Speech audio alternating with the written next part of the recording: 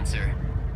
The camshaft sensor determines which cylinder is firing to establish injector synchronization and coil firing sequence in DIS systems. While crankshaft sensors set ignition timing, supply the RPM signal, and determine engine speed. It works in my car and has high idle now and no more problem stalling car on the road.